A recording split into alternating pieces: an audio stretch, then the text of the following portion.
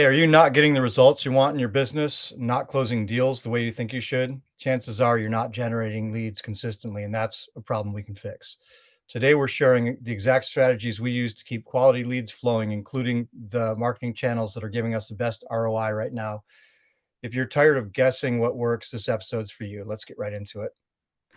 I'm here with Jasper, my son, and welcome to Wholesaling the Cool Way. Today, we're into lead generation. We're going to talk about what's working, what's not working. We'll touch on direct mail, cold calling, and text marketing.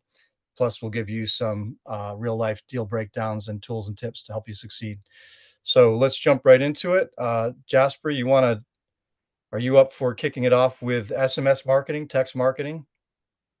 Yeah, let's do it. Let's talk about that. What do we want to touch on? Just like a high level view? Yeah, I think so. It's about lead generation, and the challenge we're trying to solve here is, I don't have enough leads or I don't have enough quality leads in my business, right? So, Yeah. what are you doing with your SMS that's working? What's your ROI? Um, what would you suggest to people who are having challenges with their lead generation, whether they're using SMS or not, those types of things? Yeah, definitely. Well, yeah, I'm excited to talk about it because I think lead generation is the most important part of any business, not just in real estate, but of any business. If you don't have leads, then you can't make any money. So, I have had great success with SMS since 2022, and still continuing on this year. So it's been great for us. So all time, I'll just share right off the top, all time, our average return on investment from SMS from, like I said, what is that, 3 years or so, is 6.5. So 6.5x return. We've had years that are better. We've had years that are a bit worse, but all time we've been at 6.5x. So that's really good. What that means is that every time we spend a dollar, we get $6.50 in return. So you can obviously multiply that by spending more money, you get more money back. So that's been awesome. And Yeah, what it's I so would great to be able to recommend, count on that. what do you say? It's so great to be able to count on that, to have that number and know that, like, you spend 1,000, you're going to get 6,500, et cetera. I know. Yeah. So it's been our most reliable and our best source for years. So yeah, we've definitely been lucky with it, but there's also a few things that I think can help you maximize it too. So first things first is just picking a platform, and there's two good platforms that we pretty much recommend because we each use them. So it's either Launch Control or Smarter Contacts. I really wouldn't recommend anything else besides those two.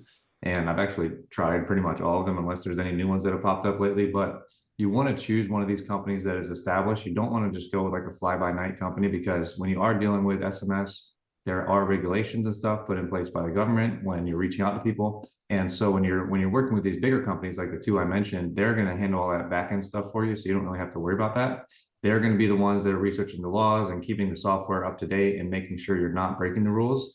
And I know, speaking from experience with Launch Control, if you do break the rules, they'll just pause your account. So you're never going to be in trouble. So they're going to take on all of that, like I said, research and all that stuff, knowing all the laws and stuff, just so that you can focus on getting leads and close the deals. So it's really nice to be able to just not have to worry about that side of things.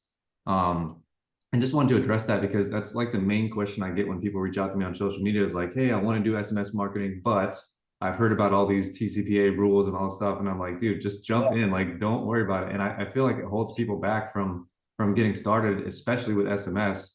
And I just feel like that's a huge mistake. So I would recommend just dive in, just get started, just learn as you go. And if you work with Launch Control or Smarter Contact, they're going to walk you through the entire process to get approved, so you can actually start sending texts out. And they do that because then you don't have to worry about all these TCPA things. They're handling all the compliance for you. So I They'll know let that's you kind know. of not an exciting topic, but just wanted to get that out of the way at the front because it's definitely still a viable strategy, and you don't have to worry about any of the laws and stuff. The software companies would not be around if texting was illegal, right? So you don't have to worry about that. But as far as actual, what's that? It's a great point. It's a great Yeah. point. Yeah. And as far as actual like strategies, I'll recommend finding a reliable data provider, because besides the first thing, obviously, is the SMS software, but besides that, the next important thing is your data. If you're not feeding good data into the funnel, this is the big funnel, then you're not going to get good results out of the funnel. So you want to make sure you're getting good data. So companies I would not recommend, unless you're just getting started, are like PropStream, PropWire, stuff like that. is good to get started with, but I would recommend trying to graduate to kind of paid sources after that. A couple that we like are Direct Skip, List Source, another one called Skipify. Those are three good providers that we like to use. And like I said, it really all starts with the data. So if you're getting either bad data, which means old data. So for example, I do use PropWire sometimes, but one thing I noticed with them, which is very interesting, is that a lot of times we'll pull a list from them and we'll be reaching, excuse me, we'll be reaching out to these people and they'll say, oh, I sold that property months ago. And that's how you know you got bad data, because the data is not updated frequently enough. And so maybe they got this data like 6 months ago and they're selling it to you now. And so these people might have sold a home somewhere in that 6 month time frame, and maybe half of your list is already burned because they already sold it. So that's frustrating. And when you do that, when you kind of skip out on cost up front, then it's kind of wasting your costs down the line, because you're spending money every day to text these people and they might not even own the house anymore. So you definitely want to make sure that you get quality data. And then once you get the data, in order to text it, you have to skip trace it. We both use Direct Skip for that, but you can also use a company called Skipify. There's lots of companies out there, but I would recommend Direct Skip or Skipify. I would recommend one of those two. Yeah, Direct Skip has the bulk discounts. Nice. Yeah, and so you can get it with them as low as 5 cents per hit, which is amazing. I'm not sure exactly what Skipify is. I haven't used them in bulk. I did sample with them a little bit, but I still use Direct Skip myself. So then you need to get the phone numbers, make sure that you're getting accurate phone numbers. And if you're just starting out, you can obviously test this. Like there's another company called Batch Skip Tracing that's been around a while. You can test different companies, see how it works for you in terms of how many phone numbers are coming back as wrong numbers. That's kind of how you can test how good your skip tracer provider is. Like how many people you're actually reaching. And then from there, you just want to start sending text out. So really don't want to overthink it. From there, you can use ChatGPT, or you can use these softwares to help you come up with the templates to actually message these people. And then you just start sending out your texts, and you can just kind of learn on the fly from there. You'll notice once you start texting, pretty much you're only going to get like 5 to 10 different replies from people. There's not going to be much more variation than that. And so you can just build out kind of a flow, whether it's for yourself or for a virtual assistant, to know what to say when different responses come in. And then it's really pretty much just plug and play from there. It's just like having a conversation with someone, but you're just texting them. And so as soon as we get a couple interested replies, we like to shoot for 2 positive responses. Then we just push it over to our team and they take it from there. So that's kind of just a high level view, but I can dive deeper if you think we should. So what do you think? Yeah, it's all good. I don't know. I mean, you were saying that one of the big questions you get is about the regulatory stuff. So you addressed that early, and that's good. Are there other questions that you're getting consistently from people on social media about text marketing that you haven't touched on? I I Yeah, can't think. I Go think ahead. the, I mean, the main thing, that's why, that's why I nipped it in the bud. And I don't mean to be like rude or anything, because I had a lot of questions when I was getting started. So I totally understand. I just encourage people, like one of the things I heard from my mentor early on was just fail forward. And so I encourage people always to do that, because I think it's great advice. And so I just don't want anyone to get stuck in that analytical phase and like, oh, is this illegal? Is this, is this that? And I'm just gonna be transparent with you guys. Like we send out hundreds of thousands of texts every month, and we have no issue. And so if you're signing up with one of these companies, you're going to be on the lowest tier and you're probably sending out 300 to 500 per day. You're not going to have any issue. Yeah. There's people that are sending out millions of texts per day. Like I'm a small fish in the world of texting. There's people that send out millions per day. And so that's why I kind of get that out of the way in the front, because it's like, I'm sure anyone who's listening, and myself included, you get probably 10 plus text messages a day from random companies trying to sell you stuff. So it's clearly, it's clearly alive and well, and everyone's doing it. So I don't think with the advancement of technology and stuff, texting is only going to become more common, and I don't think it's going away anytime soon. So I would definitely not worry about that. Another question I get a lot is about the templates. That's why I mentioned that. So a lot of people reach out to me and they ask me for my templates. I'll just be transparent. That's something I'm not going to share, only because if everyone is using the exact same template, they're going to block all of us. So you can't copy and paste other people's templates. So I'd recommend everyone to make your own and constantly, be tweaking those and stuff. But if you do reach out to me, I'm not trying to be rude, but I'm just not going to do that, because that's going to put all of us at jeopardy. If 100 different people are copying my exact templates, all of us are going to be blocked. So I'm just not going to share those. And not only that, but if you're not using ChatGPT yet, just go into ChatGPT and say, "Make me some text Yeah. templates." That's what I'm doing. It's so Yeah. easy now. Like it's not hard. Yeah, So it's very easy. They can don't, spit it out, and then don't you use can somebody also, else's. yeah. Yeah.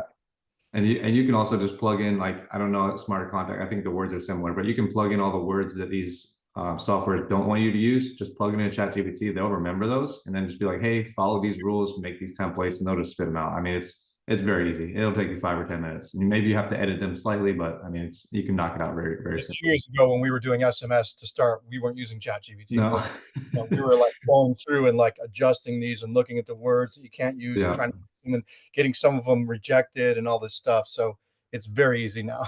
Yeah, yeah. So definitely use technology to your advantage. And also, I'm not sure about smarter contact, but with launch control, when you first sign up, especially, they want to like earn your business, keep your business. So they'll make you a bunch of templates for free. And then you can just tweak those as you go. And every time that you want to get ready to create new templates, just ask them and see if they'll make you some more for free. And they probably will. So I would Yeah. definitely recommend that too.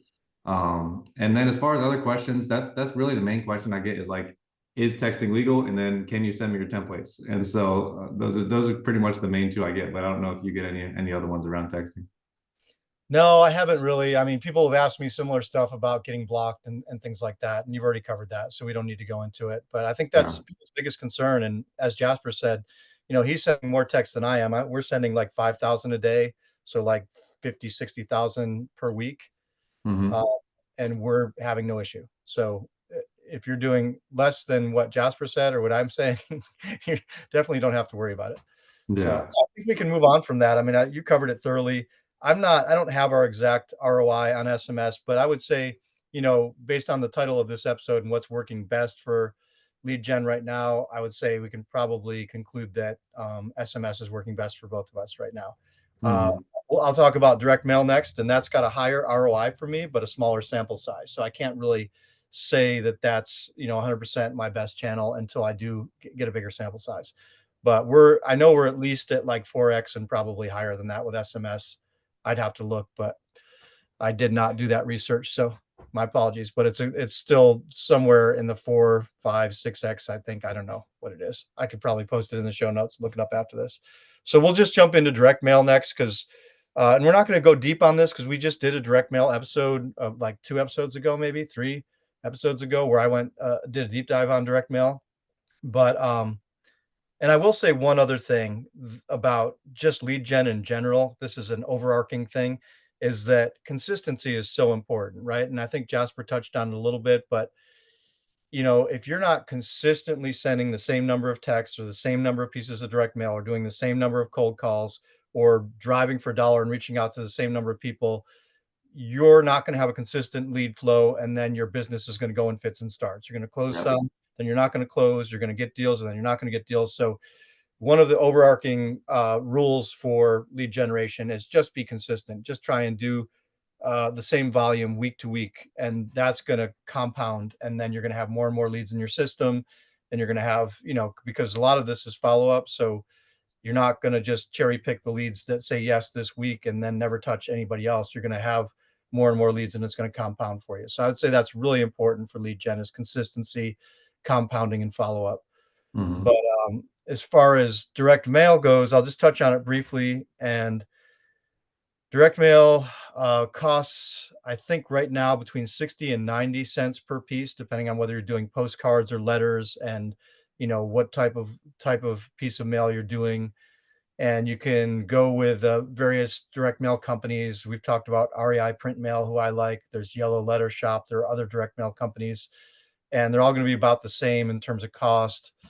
And then, it's really just about sending letters out to people. And then the cool thing about direct mail is that you get inbound leads. You're not calling people and starting with a cold thing and more of a suspicious thing. You'll get a little bit of that still because they don't know you, but it's a much warmer type of lead. So I like it in that sense. And it's really nice to have your phone ring and have it be a seller on the other end who wants to sell their property.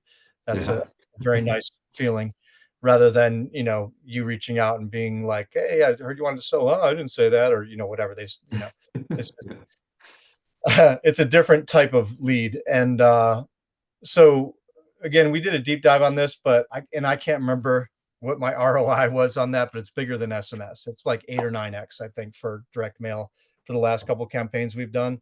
and historically it's been really high. So the one drawback I would say if you're starting out with direct mail or at any time really is that it costs more. It's like it's more upfront cost, but your conversion rate's much higher. You're going to get more contracts per lead, and you're going to get more.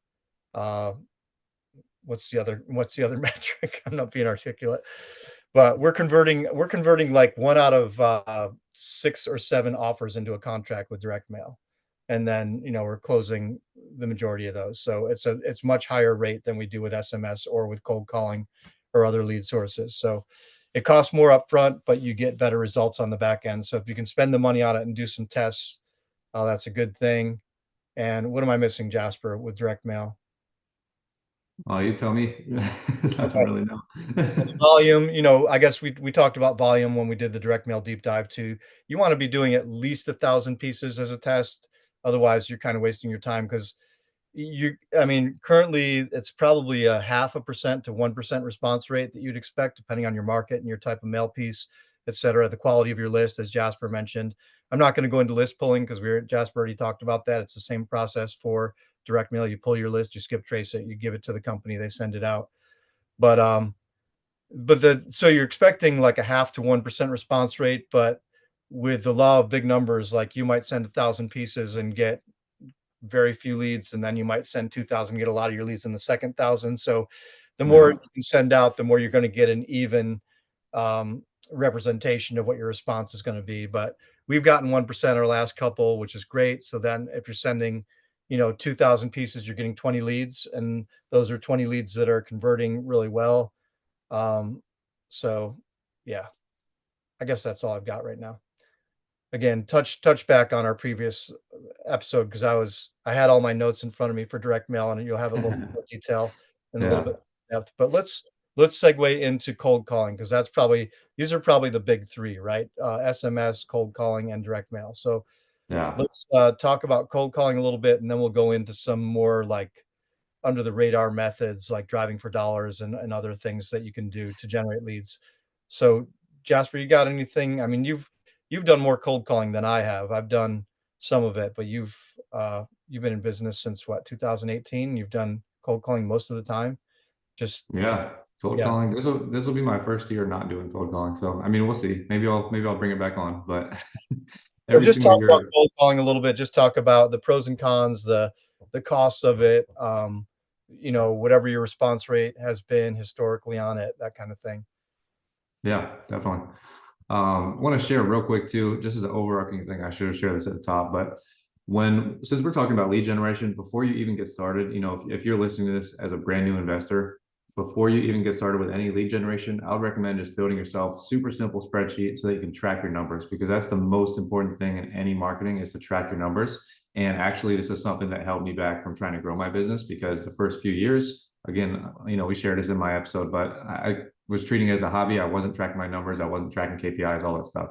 So if you're just getting started, just build yourself a simple spreadsheet. I would recommend just tracking the basic numbers. So that would be total marketing spend. So what you spend on a specific channel, that's including everything. So if you're doing texting, for example, that would include the software costs, that would include the data costs, the skip tracing costs, everything you're spending on one particular channel, just drop that in the top. And then you want to keep track of all the revenue generated from that specific channel, and then all the leads you get. And then from there, you can create all these other things. But those are the main three important things: is track all the money you spent, all the money you've made, and all the leads you're getting. And then from there, you can see how many leads it to a contract, what's my cost per lead, what's my cost per deal. But just those three numbers are really all you need when you're getting started. You can obviously get more advanced as you go along, but definitely make sure to do that for every marketing channel that you're starting out with. And that's a great point. And it'll also tell you, when to stop spending money on something, right? Yeah. Like if you've got 3 to 6 months or more of data on a specific channel being, direct mail, cold calling, whatever, and you're getting a really crappy ROI, either you need to improve what you're doing within that channel or you need to look at other channels, right? Yeah. And that's another thing. That's a great point that you brought up, because also when we're talking about marketing, I would give everything a minimum of 90 days when you're first starting out, and probably up to 6 months to see if you're actually going to get a return from it. Because if you just quit after 1 month, that's not going to give you a big enough sample size. So I would recommend giving at least 90 days to it if you're going to commit to it. But yeah, I'll jump into cold calling. So, like you shared, I've been doing that since 2018. Started off myself and then hired some VAs. And over the years, I've kind of went back and forth between managing my own cold callers, having agencies, stuff like that. So, I'll just share some numbers. These are lifetime numbers, so all time. So all time for my callers that I've managed myself, my ROI is 4.8x. So not too bad. But Yeah, that's that just again, like I shared, that means every time we spend $1,000, we make back 4,800. And you can extrapolate that out. And then for the agency that we work with the longest, it's called Call Geeks. We got a 1.8x all time return on them. So again, not too good. That's why we stopped working with them. But those are our numbers all time with the main agency I work with versus the managing the callers myself. So if you're going to do it yourself, then just a few things to note. The software is always important in most of these channels, but you want to choose a good calling software. So the main three are going to be Call Tools, Zen Call, which is now called Ready Mode. So Ready Mode, Call Tools, and Mojo Dialer, those are the main three. There's another one called Kixie, but I've never tried it myself, so I don't want to recommend that. But those main three, you'll be in good shape if you choose one of those.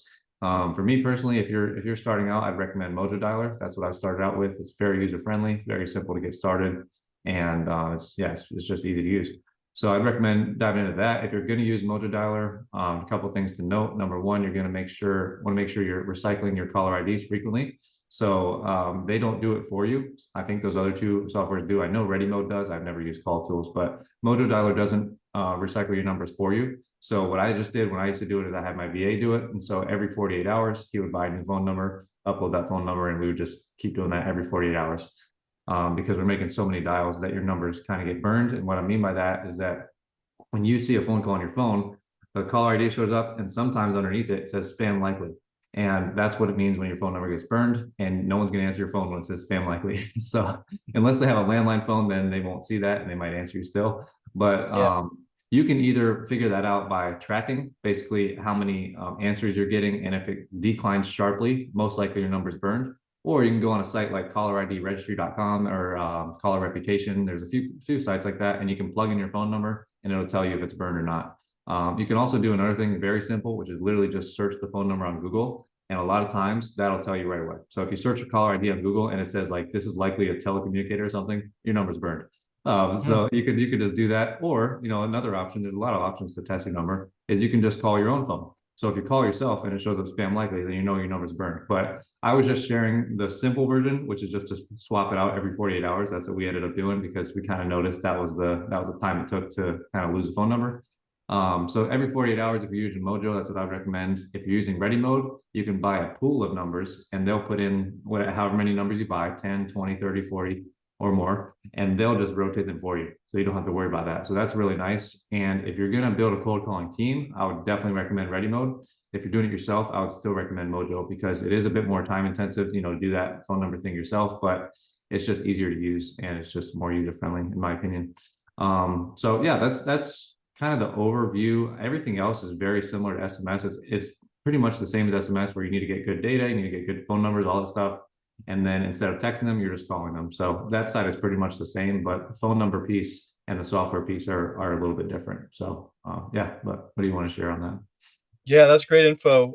Really good in-depth stuff about the different dialers because you've got more experience with that than I do. So I think that's really solid advice. Um, and I love the list rotation stuff and the burn number stuff too. I mean, the number rotation stuff, because that's important. You don't want to be spending your time and money calling people when they're just going, oh, spam, and Yeah. it's just wasting the time. So it made me think, though, also, you want to think about that with SMS if we backtrack a little bit, rotating your numbers within SMS. And I don't think that Launch Control or Smarter Contact do that for you. I think we generally just buy numbers at intervals with our Smarter Contact SMS platform. Um, but we don't research if they're burned. I think we're doing it every 6 weeks. We're rotating a bunch of new numbers in, something like that. But just to backtrack on that, because it's the same thing with SMS. Is people, you might not get somebody telling you to, you know, don't call me or don't text me, but they might just block you and you don't know that Yeah. you're blocked. So if Right. you're using the same number over and over and trying to reach people, you might not even know that you're blocked. You're just trying to text them. So if you get a new number, that gives you a chance to get to somebody who might have blocked you on SMS. Yeah. But that's backtracking to SMS just because you reminded me of that. Um, but yeah, we only did cold calling for last year for 2024, and it wasn't good for us. So we're out on it. but Yeah. but Jasper has a lot of friends in the wholesaling world who swear by cold calling and say they're doing really well. I mean, my current theory is that people are just tired of getting phone calls from cold callers, and that the response rate's gone down. And we had a similar experience with direct mail 2 years ago where the response rate went down. I think that's when a lot of people jumped into the business and started sending direct mail because Jack Bosch was big on YouTube back then, and he was teaching, that method. But our ROI on cold calling last year, and we used only services. We had an in-house cold caller, but she wasn't really full time. She was just doing a little bit. But our ROI was below 2. It was like 1.5, 1.7, something like that, similar to what Jasper was saying with the Call Geeks. And we used Call Geeks, we used Rapid Assistance, and then an in-house cold caller. But I would say the in-house cold caller represented somewhere less than 5% of our total data, because we were paying people to call for us every week full time. And yeah, and we barely closed enough deals on it to break even and go ahead by a little bit. So for me, it wasn't a good experience. And I'm just all in with SMS and then direct mail right now. But I don't think I have much to add to what you said, Jasper. I would say that I would flag what also you shared is that when you were doing it in-house or by yourself, your ROI was 4.8x, and when you were using a Yeah. service, it was 1.8x. Yeah. So I've only used the service except for a little bit of an in-house caller, and my ROI was less than 2. It was somewhere between 1.5 and 2x. I mean, I think it was closer to 1.5, honestly. Uh, so that feels like a waste of my time and energy and money to Yeah. get that type of result, and that was with services. So I think that trends toward, if you're doing cold calling, hire your own VAs and train them, or do it yourself with a multi-dialer if you're just starting out. And that seems like you're going to get a better ROI and better quality leads that way. I think, my perception is that the services are just services, and there's sometimes rotating callers for your company. You don't even have necessarily a dedicated caller for your company Yeah. who's like know you and what you want, how you want your leads presented, how you want, the data that you want from warm leads, all this stuff. Like, it's like reinventing the wheel with different people all the time and reminding them what you want. And I just think, you know, it's much better probably to do your own in-house where you can train somebody and get leads tailored and processes tailored to what you want. So Yeah. that's what I'll say on that. Absolutely. Anything else before we roll into various other lead generation methods? No, I mean, I don't want to go too in depth, but if anyone is interested, I could do a super long talk on cold calling. I've done it for a long time. So if anyone's interested, I could definitely share more insights on that. Yeah, if you want to know, if you want more in-depth cold calling, we can both dig into our data more. We can give you more hard numbers, and Jasper, as you said, has years of experience, so we could do a cold calling episode. If you want to hear that, let us know in the comments. If we get enough people who want to hear it, we'll do a dedicated cold calling episode. But let's jump into what I would call like guerrilla techniques, or sort of under the radar other techniques that not everybody talks about. I mean, in this category, we have like driving for dollars. We have pay per lead, pay per click. We have, what else do we have? Just using online listings like Craigslist or Facebook Marketplace, Facebook groups, using Zillow in different ways. There's a bunch of different ways you can go and find leads if you're just starting out, or if you're don't have a budget right now and you want to use methods where you can still find motivated sellers. You put up bandit signs, right? So you Yeah. want to just do an overview of what's worked for you that's not the big three? Yeah, I have a lot, so I could just run through these and then we could go deep on any one of them. If you want to pick out a couple, we go deeper on them. But Okay. uh, I have a lot of just some notes that I wanted to write down. So hopefully this will be helpful for people. But I wanted to break it into 4 levels basically. So 4 levels of getting leads. So first, free; second, cheap; third, mid-level. There's some cost to it, and then fourth is most expensive. So for free lead sources, I'm just going to run through these, and then, like I said, we can dive in deeper. Anything that stands out to you. So free, you can post in Facebook groups. You can say that you're a buyer, you're looking for deals, and you will get some people DMing you that way. Second, you can just post on your personal social media, just like on your page, Instagram, Facebook, Twitter, whatever it might be, just letting people know consistently that you are buying houses in whatever area you're buying houses in, and they will send you some leads. Third, local networking events, all your TRIA stuff like that. You can usually go first time free. So you can network with people, hand out business cards, get people's phone numbers, tell them where you're buying, or if you're a wholesaler, tell them you're a wholesaler, try to JV with other wholesalers. You can do that. Next, you can go on Zillow and call for sale by owners. These leads are typically not very motivated, but it's good for practice. So that's a great way to practice your phone skills and just making offers and stuff. Next, you can go on Zillow and call the MLS listings. But if you're going to do this, I would recommend calling all the listings that are older than 90 days, that have been on market for more than 90 days. And you can filter on Zillow with listings that are more than 90 days, and they include the words either as is, TLC, investor special, stuff like that. And then you get the homes that are kind of more rundown and they've been on market for 90 plus days. Those might be interested in accepting an offer below list price. So you can call those for free. Or you can call a realtor. And then Craigslist, like you said, you can go on Craigslist, search for as is homes in your area. Same thing. You can use the as is, handyman special, TLC type of keywords and try to find them like that. Next, you can go to your local courthouse and you can pull foreclosures for free by hand. And that's actually how I got started. And it's very time consuming, but it does work. You can pull foreclosures, and most counties will also have probates there at the courthouse. You literally pull paper copies and you can take a picture of it, scan it, whatever, and then you can try to call them up later. Or you can call them right there. They actually, Durham County actually had an office in there where we could like make calls. It was kind of cool. But you can do that. That's free. And then you can go on True People Search or Fast People Search to find the phone numbers for those foreclosures, and that's also free. So all of this is free stuff.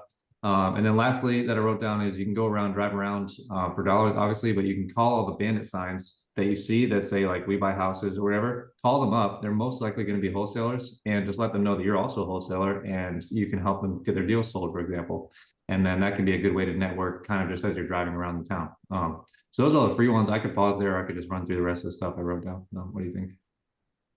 No, I think it's good. What is there anything we want to deep dive on here? I think you've covered it pretty well. I mean, we don't want to make this a really long episode. I think it's the kind of thing where if you're listening and you want to hear more about specific things, reach out to us offline, or, if we get enough requests, we can deeper dive on like just these alternative methods. We could do a whole Yeah, episode on that, right? So, yeah, I'd say most of what's on your list is what's on my list. So you might as well just roll since you've got it sounds all good. fast. Yeah. All right. Well, so next I'm just going to go into cheap because this is like low cost, but there is some money that you have to spend. So next is you can use PropWire to pull your lists because that's free to pull the list, but then you will need to use direct skip or something else to skip trace, and that's going to be a cost. It's going to be very cheap, but it's going to be a cost to that. So Yeah. use PropWire to pull the list, pull the data, and then get it skip trace. You can call them or text them or do whatever you want. Next, driving for dollars. I included this as a cheap source because you will need money for gas, obviously, and then you will need money for some sort of app. I recommend Landglide. There's also an app called Deal Machine. It's just more expensive, but I would definitely recommend using some sort of app rather than trying to do it hand, like keep track of it on hand. So Landglide I really like because you can literally drive around, click a button, drop a pin on a property, and it saves all of your stuff in the app. So then when you're ready to go ahead and export it, you can just click a button, export it as a spreadsheet and skip trace it. So it's really nice, but I'm sure there's a bunch of apps now. That's just the one that I like. Yeah, Landglide is free for 10 days or something like that, and then it's $10 after that, something like Yeah, that. It's a very inexpensive. It's like $10, and there's a lot of data on there too. There's some property history stuff, and there's mapping and a bunch of different functions. So I'd say it's well worth it if you're just starting out to subscribe to that one. definitely. Definitely. Yeah. And then in the driving for dollars section, there's all kinds of other things you can do to kind of like juice that strategy. So one of the things I used to do is I literally had a bunch of post-its in my car and I made a stamp on Amazon, which was like 10 or 15 bucks. And you can make a custom stamp. And so all it said was something simple like I buy houses, here's my phone number, give me a call, like get an offer, something like that. I would just stamp it on a post-it and go drop it on their door. And that was what I used to do when I would see like a really rundown house. Obviously, I wasn't doing that on occupied properties, but if you see something that looks to be like super rundown like that, you can do that. Or a more sophisticated version would be to actually purchase like door hangers, something that looks more professional, has your company name, website, phone number. But if you're just getting started, it can be as simple as having a post-it note or like just some paper in your car. You can write them a quick letter, drop it in the mailbox or something. Also, personal notes work sometimes in that Yeah, scenario. Like it's almost better than having a professional looking thing to have a personal note. Like, that's hey, true. Joe, I saw your house. Definitely interested. Give me a call if you're thinking of selling, whatever. Yeah. Yeah, and I didn't get like a ton of deals from that, but I did get some people calling me back off those post-it notes and letters and stuff. So it definitely works. I never did the super professional door hangers, but I would assume those work as well. But like you said, sometimes the handwritten approach is better. So you could definitely do that. And then you can handwrite letters to mail to sellers. So for that, obviously you need to buy paper, envelopes, and stamps. But I tried that out when I first got started. It didn't work because, like you said, with the direct mail, you need a large sample size. And I send out a few hundred because it's very time consuming to write these letters and send them out. Yeah. But I did try that, so that's something you can try. I would just recommend not really doing that. It's more beneficial to spend more money and use a direct mail house to actually do it for you. But that is an option if you want to do that. And then lastly, I had bandit signs because it's something I did. So you can do this. I think this works best for buyers in my experience, but maybe it does work for sellers. I think every market might be different. But one thing I did that worked well for me was doing a sample deal, and I got this from that course that I mentioned with Matt Larson. But the seller thing didn't work for me. But after I kind of gave up on that and I still had like 50 to 100 bandit signs left, I was still going through the course and they came up with this thing where you put like a sample deal. So it's a little bit of a white lie, but it does help. And so I did it. And basically you put like 3 bed, 2 bath, whatever city, asking price and phone number. And you just stick out a bunch of these bandit signs and buyers will call you. And so that's a great way to get buyers if you're just getting started. Again, you can do bandit signs for sellers, which is just like we buy houses, put your phone number, put a website or whatever. But it works really well for buyers. I got a bunch of calls that way. I met some wholesalers that we did some deals together, and I met some good buyers from putting those signs out. So yeah, I would recommend that. If you are going to do it though, just make sure you don't use your personal phone number. Just use like a Google Voice, CallRail, something like that. Just use a different phone number that routes to your phone, just so Yeah. that your phone number is not all around town. Because some municipalities they're illegal and they might try to ding you for that. So just don't put your phone number on there. But yeah, so I'll just move on to what I call mid-level. So this is like mid-cost, high, more expensive than what I just went over. So and this one, you can run Facebook ads. If you get good at this, it can be very cheap. And so you can get started with a small budget and just increase your spend if you find an ad that's successful for you. And from what I've heard in the industry, the average cost is like 50 to 100 bucks cost per lead. But I've heard that people that do nationwide, they get even cheaper than that. So that's not too bad when you think about it, because with cold call and text, our cost per lead is a bit less than that, but it's not much less. So I think we're about 35 bucks for a SMS lead cost per lead. So that's pretty reasonable for Facebook ads. And what I like about them is that you can test with a small budget, literally as much as you want, and then you can set a daily budget like 50 to $100 a day, for example, or less if you don't have that much, and then you can just pause it or stop it at any time. And so you're in control of the spend there. So it's nice. But it does it's definitely a learning curve. It's just, I would recommend that for anyone who's kind of tech savvy and has the time to devote to learning that, because I think it definitely works. And then next, you can sign up for a dialer, like we already talked about. You can sign up for a paid software to make multi-line dialers. So Mojo Dialer, Call Tools, Ready Mode. I didn't mention Batch. They also have a dialer, so you could use them as well. And then obviously SMS, I have that on here. Direct mail. You can spend, or you can start a website and you can spend money on SEO. That will lead you to getting organic leads. And then, yeah, that's what I had for the mid-level. That's kind of more expensive, but not super, super expensive. And then most expensive is going to be Google pay-per-click. You can learn an agency or you can do it yourself for that, but it's going to be much more expensive than all these other options. You can do pay-per-lead. Typically, if you're in like a major city, you're going to be spending at least like 150 bucks per lead, sometimes more. But these leads can be more like hot and ready to sell, ASAP. So those can be good sources if you have more of a budget. And then TV advertising, you can obviously do that. That's kind of like the top of the barrel. It's very expensive, but it also makes you look like an authority. So it's kind of, Well, there's also radio and billboards along with that too, right? Yeah. So radio, billboards, TV, and that's pretty much everything I had. So yeah, you can definitely jump in on anything I missed, but that's what I had here. I don't think you missed anything that I have on my list, because mine's just, same stuff. I mean, I've got more niche stuff in land, like you can go on landwatch.com and they have off market listings on there, and you have to go find the property and then skip trace the seller. But Landwatch is a big nationwide company that is it's like a Zillow for land almost. And so you subscribe to that to get to post your properties on there. You subscribe as a realtor, whatever. But they do have off market listings on there that you can find. We use Land Modo.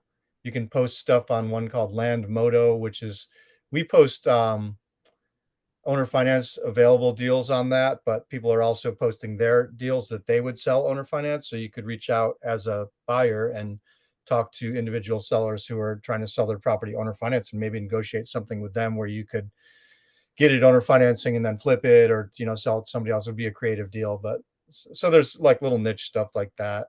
But yeah, otherwise, same stuff. Craigslist, Zillow, Facebook Marketplace, Facebook groups, et cetera, driving for dollars. I had all the same stuff on my list. So I think we've covered it. And I think Great. that's kind of a wrap with the lead generation. Um, if there's more you want to know about lead generation, just let us know. We're happy to answer questions offline, or we can do more focused episodes on aspects of lead generation. Just let us know in the comments what you'd like to hear more of. And you Yeah. can, but yeah, let's roll on. I guess we're kind of, we spent a good chunk of time on that. So we probably want to do maybe a couple of deal breakdowns or any victories or challenges, and then wrap it, right? Yeah. Do you have a deal breakdown this week? Yeah, I do. I can just keep the whole thing brief. I could just do a deal breakdown. You could do a deal breakdown. We can wrap it up, whatever you think. Let's so we're just going to break down a couple of deals that we closed this past week, and give you the numbers and the nuts and bolts of them, just in case it's helpful to hear Yeah. the ins and outs and ups and downs. So yeah, go ahead and jump in, Jasper.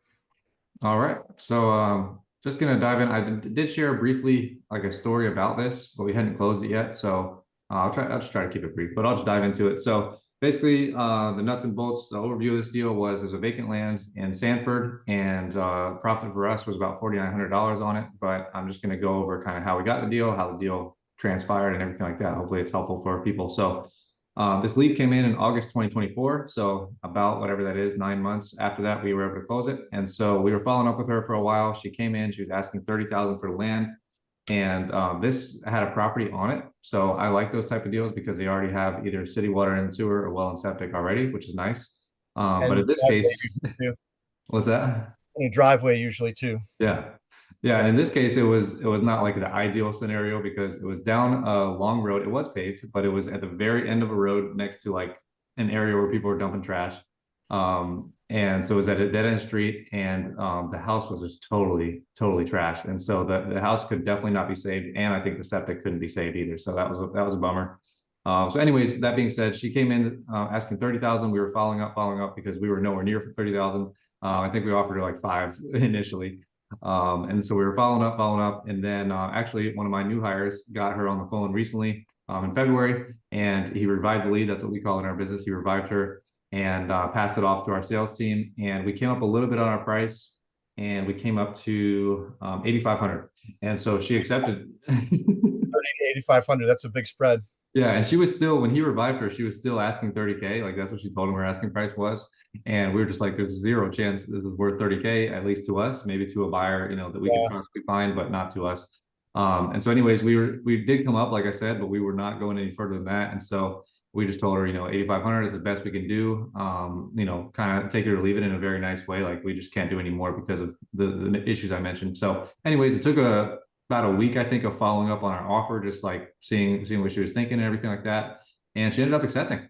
And so that was actually a shock for us because sometimes we just shoot super low and we just kind of forget about it because we don't think they're ever going to accept. And so in this case, it was less than one. From August, she had probably had a number of lowball offers from other wholesalers by now. So she was starting to come down to reality, right? Probably. And that's part of the nice thing about like when you continue to follow up with a lead, other investors do your work for you by also sending low offers. So they level set the seller. Yeah.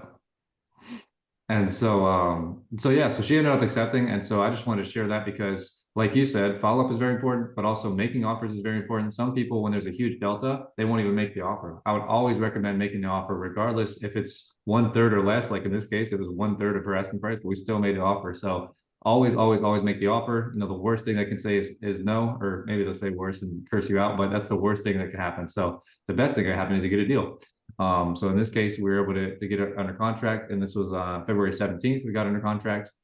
And so from there, we sent it out to a bunch of our buyers, obviously all of our buyers in the area, and then tried to use investor base to find some more buyers. And we just basically pitched it as a vacant land deal because there was a house on it, but it had no value. It needed to be demolished. So it actually had negative value because you have to spend a bunch of money to demolish it. Yeah. have to see if the Um, neighborhood fire department wants to use it as a testing site, and maybe they can yeah. demo it for you.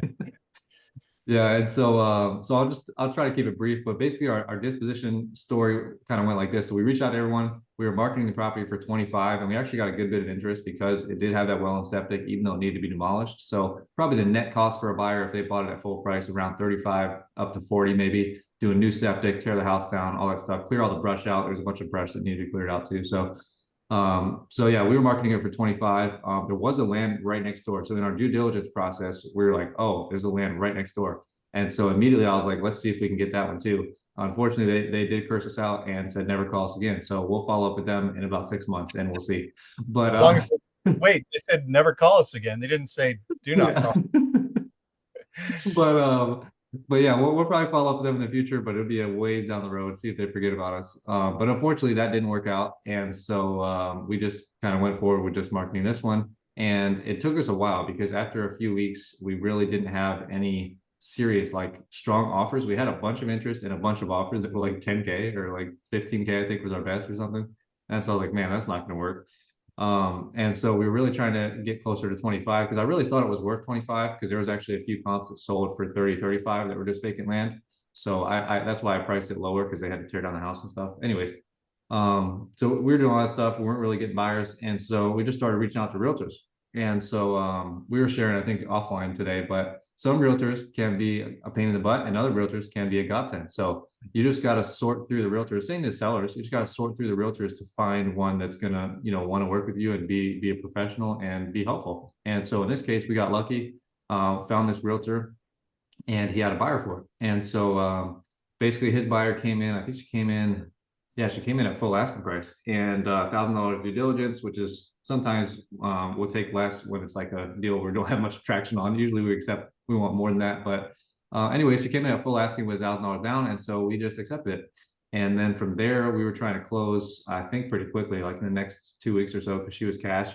And so we started title work on it, everything like that. And then we ran into an issue where there was a judgment against the seller. And the unfortunate thing for the seller was her daughter had a judgment against her from the court system. So she got into some trouble and she had a judgment against her from the court system. I'm not sure exactly what it was, but I wouldn't air it out anyways. But basically, because her daughter didn't have any property, they assigned it to the mother's property. I was like, Wow. man, I didn't know they could do that. So I was like, that sucks. And Yeah. so basically they assigned her judgment to her mother's property, because obviously they're family, but I didn't know that's the way it worked. And so I guess if the person in the court system like has a judgment against them and they had no assets, they assign it to a family. So I guess good thing Do to you know think she was a for minor? Was she a minor at the time? Maybe that she was was why. a minor at the time. Yeah. Yeah. So maybe that's why. And so something to know for people, at least in Lee County, North Carolina. That's the way it works. Anyways, and so that was a bummer. And I shared this story briefly on another pod, so I'll just run through it. But basically, the judgment was 14.5. Our price was 8,500, and so that's not going to work.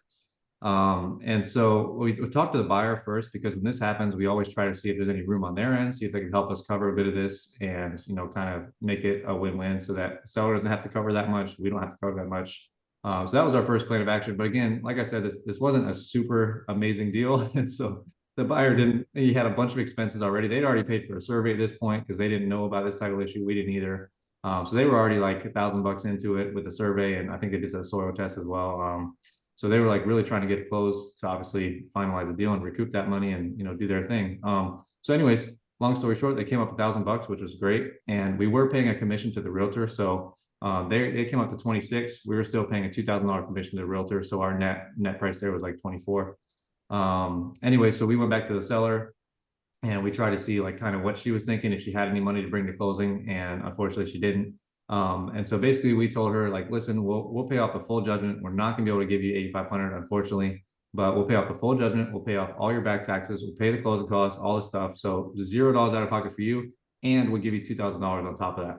And I'll be honest, we started with less than that. We offered her $1,000 and she was at 5,000. Anyways, we settled in the middle. She agreed to get $2,000 net in her pocket at closing. We pay off everything else. So that's what we did. And so kudos to her, kudos to the buyer, everyone for Yeah, trying to that's a do tough this. one to Yeah, negotiate.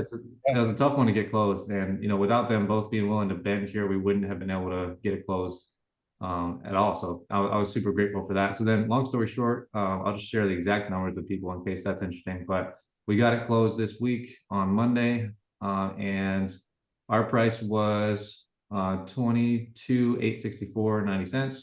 That's what we paid to the seller, and then I'm sorry, I was wrong there. That was our net price. That was what we received at closing, and then we paid to the seller 18,906.20. So our total profit there was, drum roll, Yeah. 49.43, 70 cents. So that was our profit. We made 4,900 bucks on a deal that I thought was dead. And yeah, that was my deal breakdown. So Yeah, that's good that you saved it. I mean, 5,000 where you thought it was dead. And it's a good example for people, if you haven't run into these yet, like I think the big takeaway from this is working both ends against the middle, and just when you have trouble like that, there's one factor that didn't go into this too, is like sometimes when you have judgments and liens, you can negotiate those down. With a court lien, you're gonna not have as much luck probably, but if it's a private individual like a lender, or a company, that whatever, a construction company or something, you might be able to knock the lien down there, get the buyer to pay more, get the seller to take less. So you just try and work everything to make the deal work, and also to maximize your profit. So it's a good example of that. It's like the deal is not always dead. Sometimes you can still revive it. You might not make as much money, but if you try and work every angle, you'll at least be able to make some money and save the deal. So yeah, that's a great one to illustrate that. great point. And too, another thing we had to fight against with the seller was that when this came up, her initial reaction was like, "Oh, that's not my judgment, so I'm not like that's not, I don't have to pay it." And we were like, Which is "Well, often the first reaction of every seller anyway. I don't yeah, know anything about that. That's not yeah." mine. And in this case, to her credit, it's true. It's not her judgment. It was her daughter's fault, and they just assigned it to her property. And so it's unfortunate. Like I felt for her because I didn't know that was even a thing. But basically, her first reaction was that, and her second reaction was, "Well, okay, well, I'm just going to get a lawyer and I'm just going to fight this." And I was like, that's probably not your best option here, because first of all, it's a court case, so they're probably not going to drop it, like you said. And then second of all, it's just going to take you a bunch of time, and they were compounding this with interest daily. And so I basically Plus, had to have that. plus she's going to have to pay attorney fees for that. Yeah. Yeah. And so I basically had to have that conversation with her, like a come to Jesus moment. I was like, listen, like you can either sell to us now or you can sell to another buyer. It doesn't have to be us, but you need to get this property sold, because if you fight it with a lawyer, it's attorney fees, like you said, it's going to compound daily every day that you're fighting that. It's not going to be a fast case. The courts move slow as molasses. So you're better off selling it to us. We'll close it this week, and we'll get it out of your hands. And so, that was we were able to do it. But yeah, that was her initial reaction, was to fight it with a lawyer. And I was like, dude, that is not that's not in your best interest to do that. So but It's yeah. rarely in anybody's best interest to do that.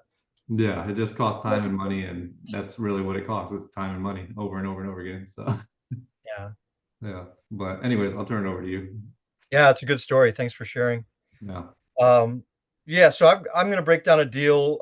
It's a vacant land deal where we made 12,000 profit. So Nice. we'll run through that one. Yeah, nice to make 12K on a vacant lot. So this one was in Wilson County, North Carolina, which is a county outside of Wake County, which is where Raleigh is, if you know North Carolina. And so it's kind of, people commute there. It's still up and coming. It's not a really hot area, but it's you can do business there. So I made a few notes here. It looks like the seller was asking 7,000 on this. The tax value was, I think, 14,000 on it, and we offered 4,000. The tax value is 13.5 on this. It's a vacant infill lot in the city, so it's got water and sewer available, but no hookups there. And then, yeah, it still needed the curb cut too. So tax value 13.5, seller asking 7. And we set our max offer amount at 5,000. We offered them 4,122. And then we ended up negotiating and contracting above our max offer at 5,750. We still thought we might be able to make money on this. And then it came into our system in October of last year, and uh, we got it under contract in February. So a few months of follow up there. What else do we have here? So then I guess we sold this in a couple of weeks time.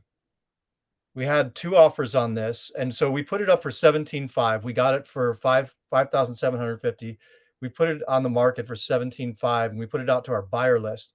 We had 2 offers from our buyer list, and they were widely apart. One person offered us 12,000, and then another person offered us full price, 17.5. So we went with the Nice. 17.5. They were somebody who had, we'd done business with before, and, yeah, and so we had a couple of wrinkles with this one trying to get it to closing. Let's see, it went into dispo, I'm sorry, so I got the contract date wrong because it went into dispo February 7th, and then we sold it February 14th. So we sold it within a week's time on our buyer list. So that's great. That's the benefit of having a buyer list, right? But Hmm. but then we closed it last week on April 11th. So what's that? That's almost 2 months it took us to close. And so the hurdles that we had to overcome there was some estate issue where the closing attorney had to pull an estate file and review it, and that takes a little bit of time to get from the court and then review it. And I think we might have had an air affidavit or something in there. And then we were very close to closing this, and we were originally supposed to close it uh, almost a month ago. But then the lawyer that we worked with recommended, or has the lawyer has the buyer sign a survey waiver saying that they don't need a survey, Yep. and the buyer went, survey waiver, maybe I need a survey. Oh yeah, we'd recommend a survey. And so then they went for a survey. So that's another 3 or 4 weeks that it postponed the closing when we had gotten through the estate file thing and we were ready to close. So fortunately, the sellers were very patient on this. They had some surgeries going on, and so they delayed one of our closing dates earlier, uh, which was fine because we were dealing with the estate file. And then even when this came up and we told them we were waiting on a survey, they were okay. And they did want to close in person, so we had to schedule and reschedule them a couple of times with their closing. But yeah, I think that's it. Nuts and bolts. We bought it for 5750. We ended up, our profit was 11,750 at the end of the day, so Nice. almost 12,000. And That's amazing. pretty nice land deal, yeah. And yeah, we weren't too far apart with the offer. They were asking 7, we offered 4 and change, and then we ended up somewhere in the middle of that. So worked out, and we were able to make a nice profit on it. So Yeah. I don't think, did I miss anything on that? No, that's great. Yeah, it wasn't a nothing major, but estate file and survey pushed us back probably. The original closing date was 3/13 when we sold it on 2/14, and then we closed April 11th. So, pushed us back a month between those 2 things. Yeah.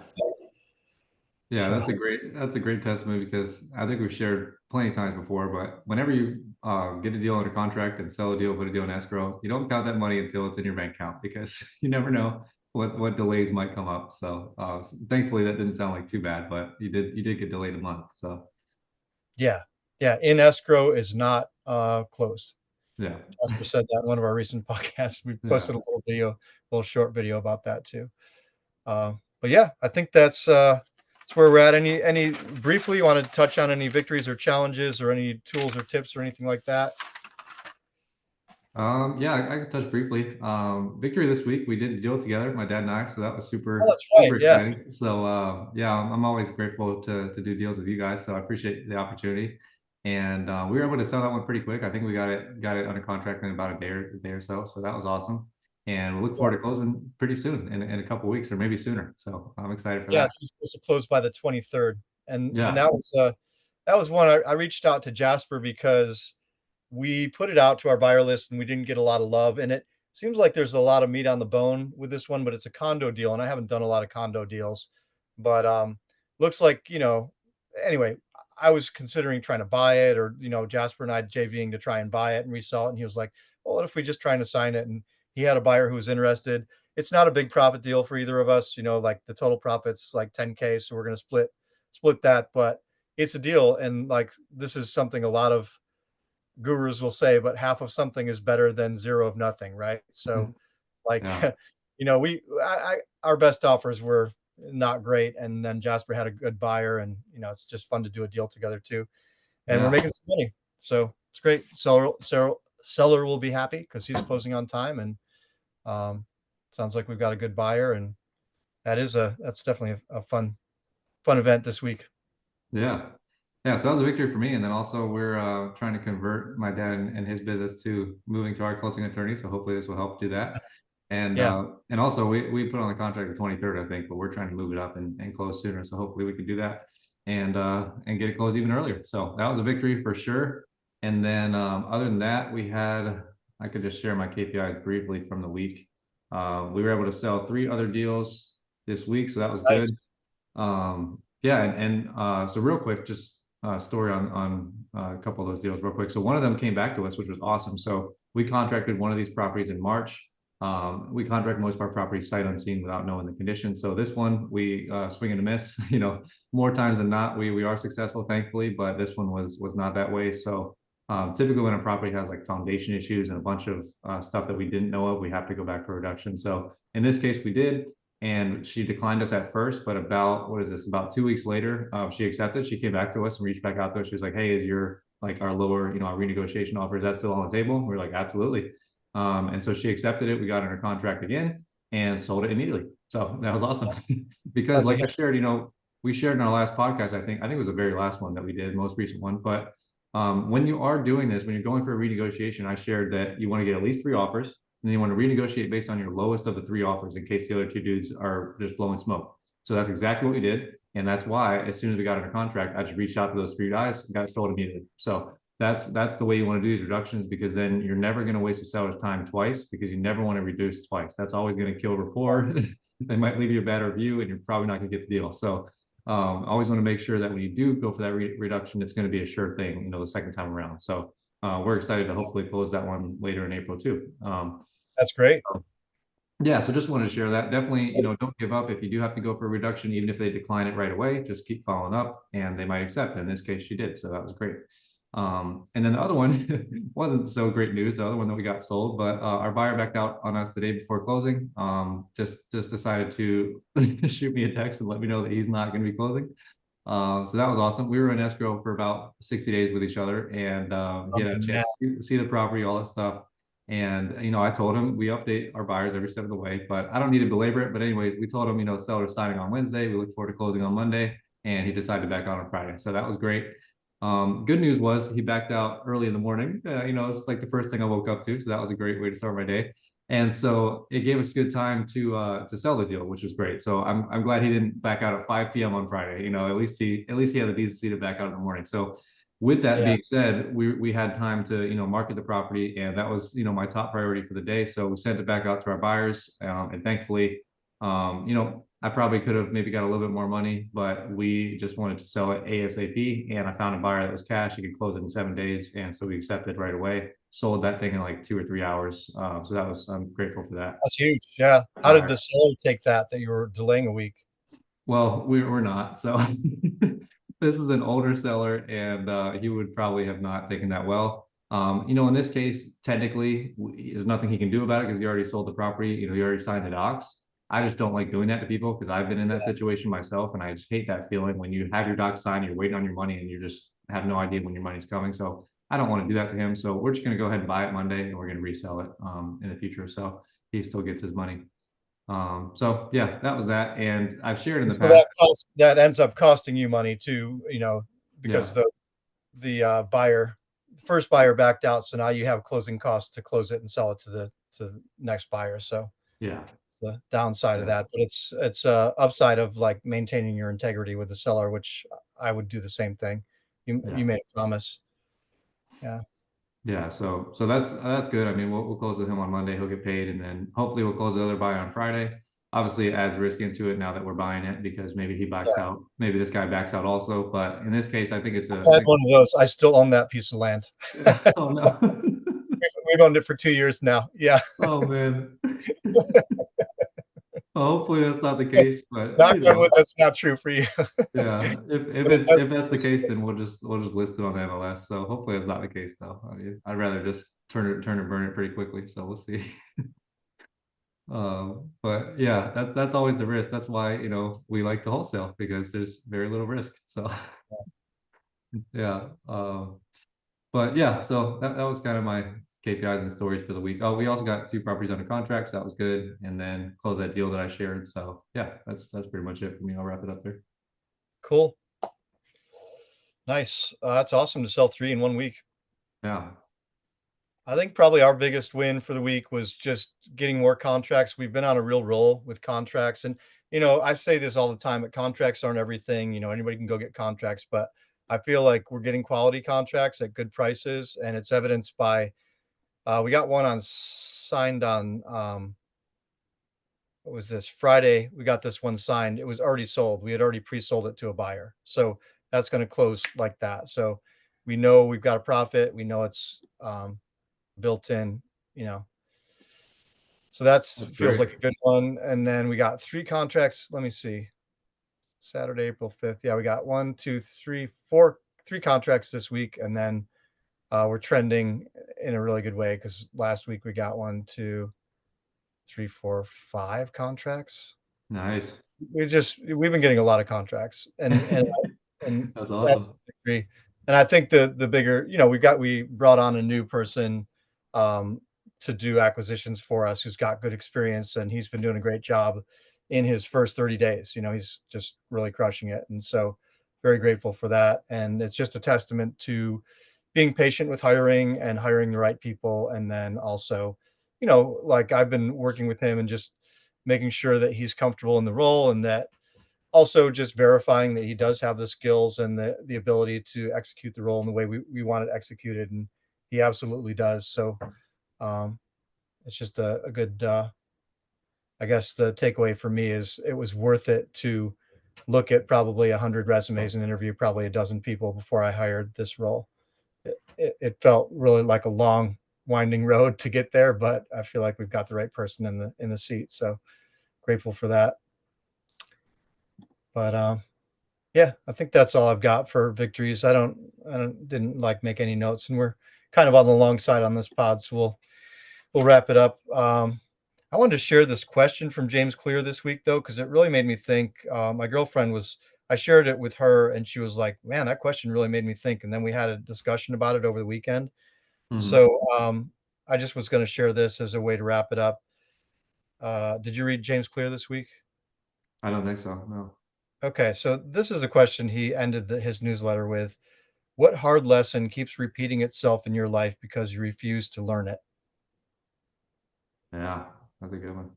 And if you really chew on that, it's really good. For me, it's something about like being impatient and trying to force the issue and make things happen and on my timeline instead of like having a desired result and just being taking the next step and having faith, right? I think there's a lot of areas in my life where I've tried to force and make things happen, and it's caused me a lot of heartache. And, Jasper, you and I have both been listening to Naval on his podcast with Chris Williamson, Yeah. which is a really good episode. It's like a 3 hour episode. But that's one of the things he talks about. Like he mentions in that, what would I do if I could go back and tell my younger self, something from now, what I know now? And he said, basically, I would do all the same stuff that I've always done, but I would have less emotion about it. I would be less Yeah. attached to results and just like, you know, so I think it just goes that's my takeaway from that thing is, like, similar to what he was sharing. It's just like, you know, things are gonna work out one way or another, so you don't need to get really worked up about it or really try and force it or anything. But anyway, Yeah. that's my parting thought. Any parting thoughts before we sign off? No, I think it's a great way to end it. Thank you for that. I like that. Alright, yeah, and if you haven't subscribed to James Clear's newsletter, I'd recommend it. It's really simple. He does like three questions, 2 quotes, and 1 question, 3 thoughts, 2 quotes, and 1 question. That's what it is. And Yeah. it's always thought provoking and inspiring. So, yeah. Sounds good. All right. Thanks everyone for listening, and check back with us and let us know what you'd like to hear more of, or what you like, what you don't like. We're happy to hear the feedback. All of our contact info is in the description on this podcast. We've got Jasper's link tree if you want to find him on social media, and then you've got my website and various ways to contact me as well. So hope everyone has a great and productive week, and see you next time. Yeah.